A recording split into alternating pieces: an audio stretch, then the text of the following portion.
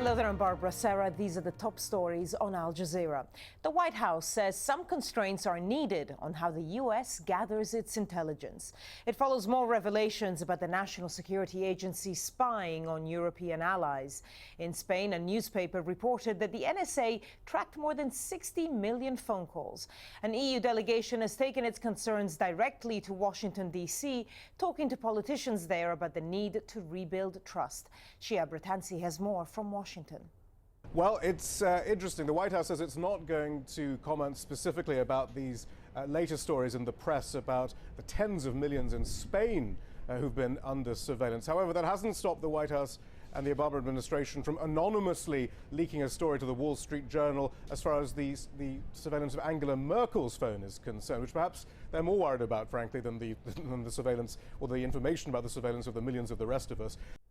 The conflict in Syria has now forced an estimated 2.2 million people to flee the country. Efforts to find a diplomatic end to the bloodshed have taken a UN special envoy to Damascus. It's the last leg of Lakhdar Brahimi's tour of the Middle East to canvass support for the Geneva II peace talks next month.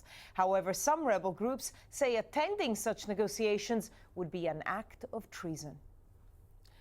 M23 rebels in the Democratic Republic of Congo have retreated but say that they'll keep fighting in the face of advancing government forces. The rebels' stronghold, Rutshuru, is one of 5 rebel-held towns that the army has now recaptured. Malcolm Webb has more from Rutshuru.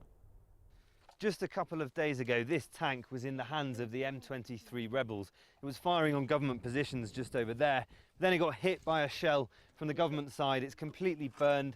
You can see the munitions that were stored here have all blown up, and it smells very strongly of soot.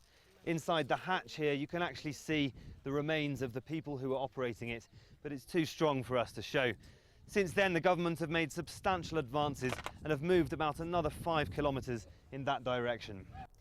The Russian president has reassured gay people that they won't face discrimination during next year's Winter Olympics in Sochi.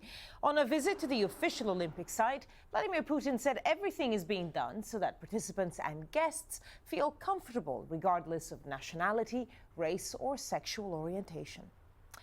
Don't forget, you can watch Al Jazeera online. Do go to our website, aljazeera.com. When you're there, just click on the Watch Now icon. And of course, you can find more on all the stories that we have been covering.